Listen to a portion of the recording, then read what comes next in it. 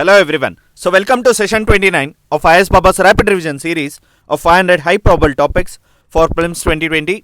I'm Pritham Reddy and I'll be dealing with 15 important topics in this session which is very crucial for prelims examination this year. So our first important topic is Guru Padmasambhava. So in 2019, Odisha unveiled a 19-foot high statue of this Guru Padmasambhava, who is considered to be the founder of Tibetan Buddhism. So Guru Padmasambhava's statue is placed in the middle of Padma Sarovar, which is a large tank near Padmasambhava Mahavira, that is the largest Buddhist monastery in eastern India. So Padmasambhava, that is lotus born, is also known as Guru Rinpoche, and he was an 8th century Buddhist master from the Indian subcontinent.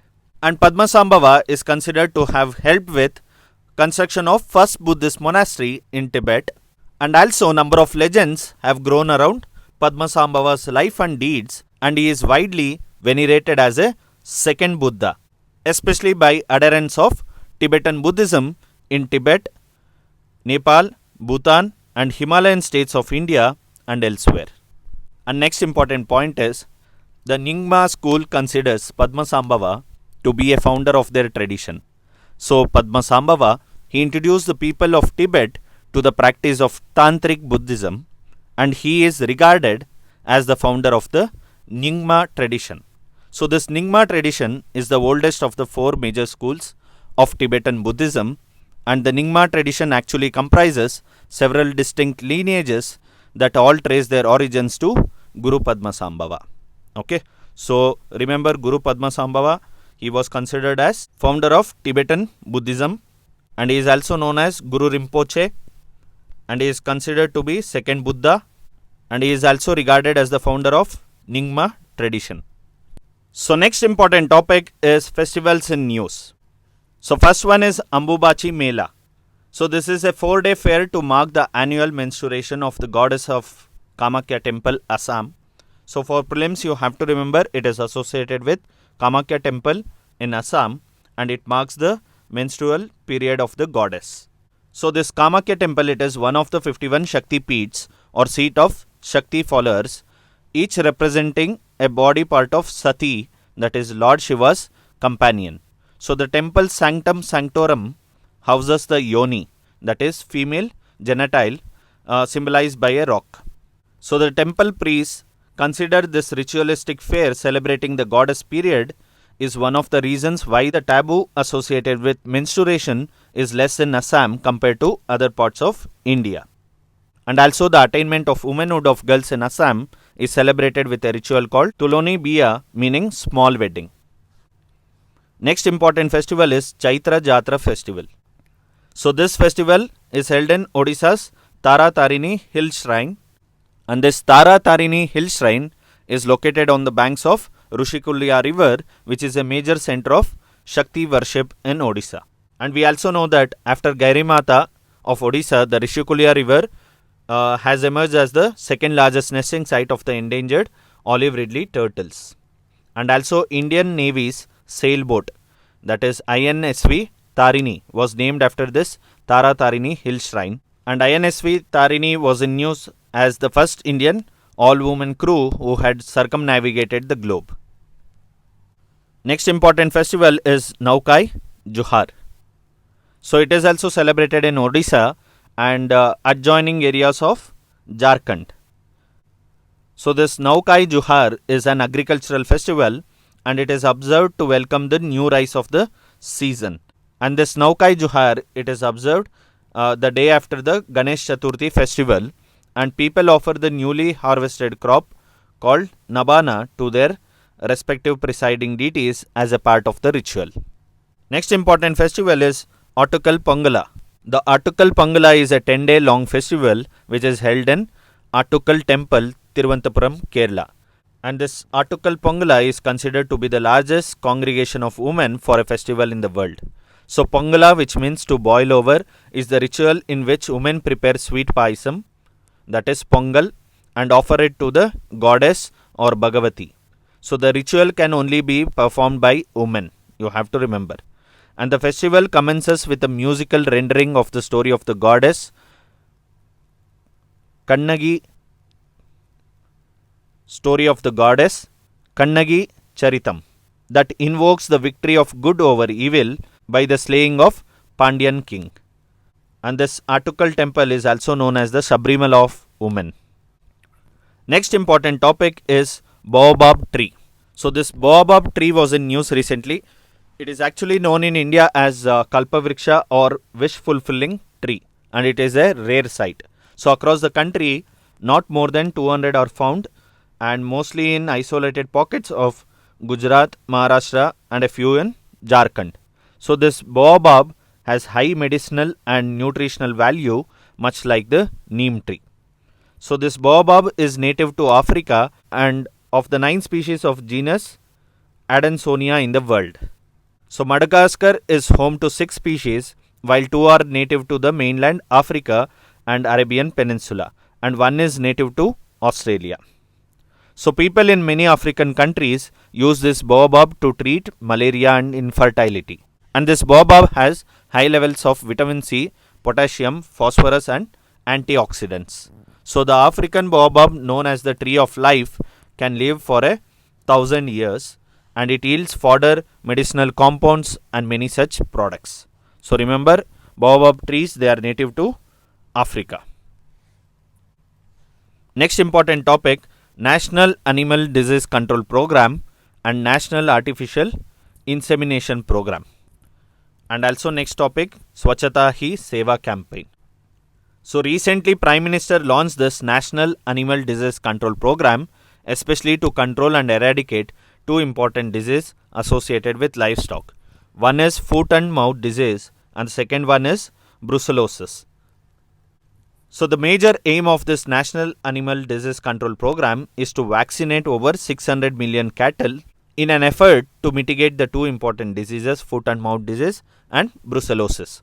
So the program also aims at vaccinating 36 million female bovine calves annually, especially in its fights against the brucellosis diseases. And the mission aims to control the livestock disease by 2025 and eradicate them by 2030. And the livestock that will be covered under the program includes cattle, buffalo, sheep, goats and pigs against the foot and mouth disease. And remember, this project will be fully funded by the central government. And next subtopic is National Artificial Insemination Program. So Prime Minister also launched this National Artificial Insemination Program and a countrywide workshop in all the Krishi Vigyan Kendras. So artificial insemination is a novel method of bringing about impregnation in female breeds. So it prevents the spread of certain diseases which are genital in nature, thereby enhancing the efficiency of the breed. So next topic is Swachhati Seva campaign. So Prime Minister also launched this Swachhati Seva campaign, which aims to reduce the usage of single-use plastic in the country. That's the reason this program is important, because even in UN Environment Assembly, one of the India's resolution was to reduce single-use plastic. So this Swachhati Seva initiative, it aims at accelerating the momentum of Swachh Bharat mission and converting it into a Jan Andolan for realizing the vision of Clean India. So this program reinforces the belief that sanitation is everyone's business. So next important topic is reserved forests. So Indian Forest Act of 1927, it consolidated all the previous laws regarding forests that were passed before 1920s. And this Indian Forest Act of 1927, it gave the government and forest department the power to create reserved forests. So you have to remember, reserved forests is associated with Indian Forest Act 1927, and this gave the government and also forest department to power to create reserved forests and the right to use reserved forests for government use alone. Therefore, reserved forests and protected forests are terms under the Indian Forest Act 1927, which are used for forests which are accorded a certain degree of protection. Next important point is land rights to forests declared to be reserved forests are typically acquired and they are owned by Government of India. So unlike National Parks of India or Wildlife Sanctuaries of India, this reserved forests and protected forests are declared by the respective state governments. So this point is very important. And as of present, reserved forests and protected forests, they differ in that rights to all activities like hunting, grazing, etc.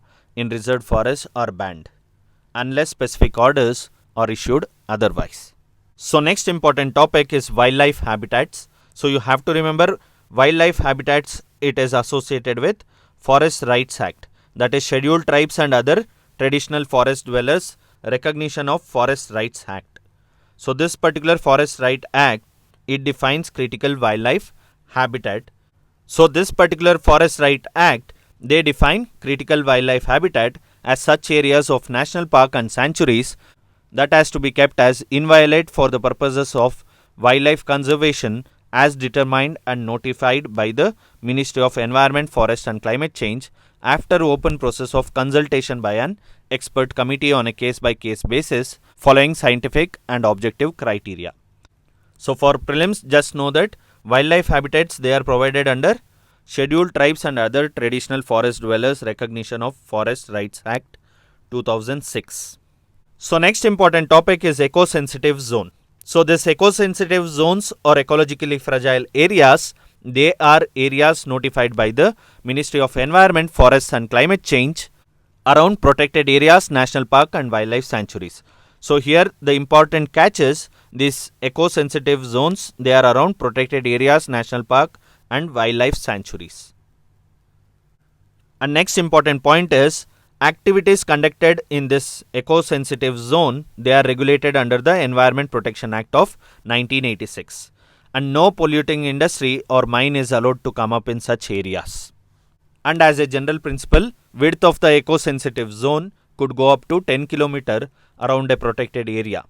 In case of places with sensitive corridors, connectivity and ecologically important patches, even area beyond 10 km width can also be included in this eco-sensitive zone. Next, you should have read and revised regarding the activities which are regulated under this eco-sensitive zone. So, industries which are classified as prohibited under guidelines for declaration of eco-sensitive zones around national parks and wildlife sanctuaries are not allowed to operate in these zones. So, according to this eco-sensitive zone guidelines, it prohibits activities such as commercial mining, commercial use of firewood, and major hydropower projects. And activities such as felling of trees, commercial use of natural water resources, including groundwater harvesting and setting up of hotels and resorts are regulated in these areas.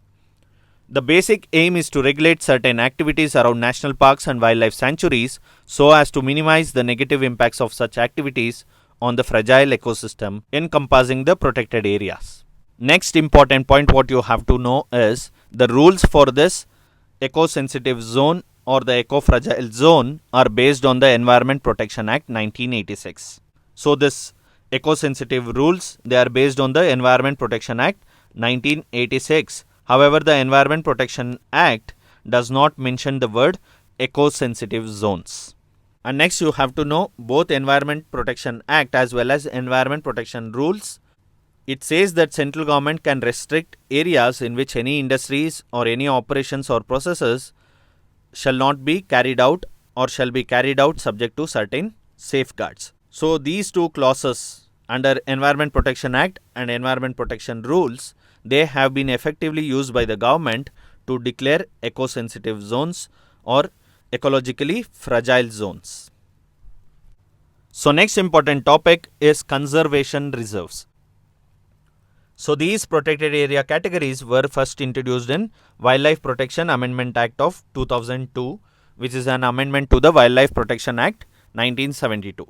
So here you have to note that these conservation reserves, they can be declared by the state governments in any area owned by the government, and particularly the areas which are adjacent to the national parks, sanctuaries, and those areas which link one protected area with the another. So two important points are important. One, state governments can declare any area as conservation reserves which are owned by the government. So it should be owned by the government, and this particular area should be adjacent to some protected areas. And next point is such a declaration should be made after having consultation with the local communities. And remember, these conservation reserves are declared for the purpose of protecting landscapes, seascapes, flora and fauna and their habitat. And under conservation reserves, the right of the people living inside a conservation reserve, they are not affected. So next important topic is community reserves. So these protected area categories, they were also first introduced in Wildlife Protection Amendment Act of 2002, which is an amendment to the Wildlife Protection Act 1972. And next important point what you have to remember is these community reserves, they can be declared by the state government. However, here in any private or community land. So the difference between conservation reserve and community reserve is under conservation reserve, any area can be declared by the state government as conservation reserve which is owned by the government and which is particularly within the national park or adjacent to any protected areas. However, the difference in community reserve is, so the state governments can declare any area community reserve which fall under private or community land and which is not comprised within a national park, sanctuary or any conservation reserve, that is any protected area. And also state government can declare any area community reserve when an individual or a community has volunteered to conserve wildlife and its habitat. So these community reserves are declared for the purpose of protecting flora and fauna as well as traditional or cultural conservation values and practices. And as in the case of conservation reserve, the right of people living inside a community reserve are not affected. So next important topic is Biosphere Reserve. So Biosphere Reserve, it is an international designation by UNESCO. So unlike earlier community reserve or conservation reserve or eco-sensitive zone or wildlife habitat or reserved forest which comes under certain national laws, this Biosphere Reserve, they are designated by UNESCO. So Biosphere Reserve is an international designation by UNESCO for representative parts of natural and cultural landscape which are extending over large areas of terrestrial or coastal or marine ecosystem or a combination thereof. So these Biosphere Reserves are designated to deal with economic and social development as well as maintenance of associated cultural values. Therefore, these Biosphere Reserves, they consider special environments for both people and nature and are living examples of how human beings and nature can coexist while respecting each other's needs. So the major catch here is the coexistence. And do remember, these Biosphere Reserves are internationally recognized within the framework of UNESCO's Man and Biosphere program. And the world's major ecosystem types and landscapes, they are represented in this particular network. Next important topic is major bird sanctuaries in India. As I told, since COP CMS was held in Gujarat, at the same time, more impetus was given in conservation and protection of avian species and especially migratory birds. So we can expect questions on bird sanctuaries. So let us see some of the important bird sanctuaries in India. So in Gujarat we have Nal Sarovar Bird Sanctuary, Porbandar Bird Sanctuary, and in Gujarat itself we have Kijadia Bird Sanctuary, Tol Bird Sanctuary, Jamnagar Salt Pans. Okay, so we have 5 important bird sanctuaries in Gujarat. In Maharashtra we have Jayakwadi Bird Sanctuary which is in Aurangabad, Karnala Bird Sanctuary which is in Raigad, Nandur Madeshwar Bird Sanctuary which is important because it is under the list of new Ramsar site, and Vengurla Rocks. And in Goa, Salim Ali Bird Sanctuary. In Karnataka we have Rangantittu Bird Sanctuary, Ghataprabha Bird Sanctuary, Gudavi Bird Sanctuary and Mandagadde Bird Sanctuary. And in Kerala we have Kumarakom Bird Sanctuary, Kadalundi Bird Sanctuary, Tattekad Bird Sanctuary. And in Tamil Nadu we have Vedantangal Bird Sanctuary, Pulikat Lake Bird Sanctuary and Kudankulam Bird Sanctuary and Point Calimere, as well as we did Osudu Lake. So you can update the list with Osudu, or it is also called Osteri Lake. And in Andhra Pradesh we have Kolleru Bird Sanctuary, Pulikat Lake Bird Sanctuary, Manjira Bird Sanctuary, Neelapattu Bird Sanctuary, Rolapaddu Bird Sanctuary which is important for Great Indian Bustard, Chilika Lake Bird Sanctuary, Nalabana Bird Sanctuary. So I am expecting Nalabana Bird Sanctuary or Osudu or Osteri Lake or Neelapattu or Rolapaddu. And in West Bengal we have Risikbil Bird Sanctuary, Sajna Kali Bird Sanctuary, Chintomanikar Bird Sanctuary and Kulik Bird Sanctuary. So next important topic is protected areas in news. We have tried to cover maximum protected areas while dealing with some of the important species. So apart from those, some of these wildlife sanctuaries and protected areas were in news. So Nandor Wildlife Sanctuary in Uttarakhand was in news as it sought tiger reserve status. And next is Pobitoro Wildlife Sanctuary in Assam. So it shelters the highest density of Indian rhinos in the world. So already from Assam we have covered Manas, Dibru Saikova and Kaziranga National Park. So next important is Pobitora Wildlife Sanctuary. Even Nameri is from Assam. Great Nicobar Biosphere Reserve. So it comprises Galathea National Park and Campbell Bay National Park. And next Mahadai, Netravali and Katigao sanctuaries and also some part of Mahavir National Park in Goa was in news as Goa demanded to notify this wildlife sanctuary as tiger reserves. Ascot Wildlife Sanctuary in Uttarakhand is also important as recently butterfly named Himalayan tailless bush blue. So they are not found in the usual areas where they were found before. So these butterflies are found in higher elevations now. So this signifies that climate change is prompting a habitat change in Himalayas.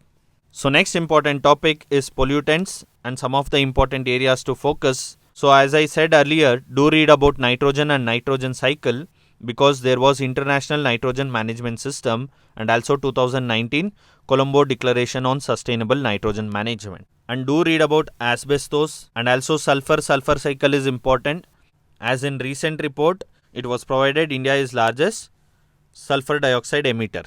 Also try to read about uranium pollution, lead and mercury. So try to know the sources and also what are the issues and recent initiatives taken or any targets given by international conventions or national rules or laws. So next important topic is IUCN Red List India 2019. So I have compiled all the important critically endangered mammals, vulnerable mammals and near threatened mammals. So all those students who have confusion and commenting, so do go through this particular list and revise and it will be helpful for the exam. So these are the 15 important topics in this session. Thank you.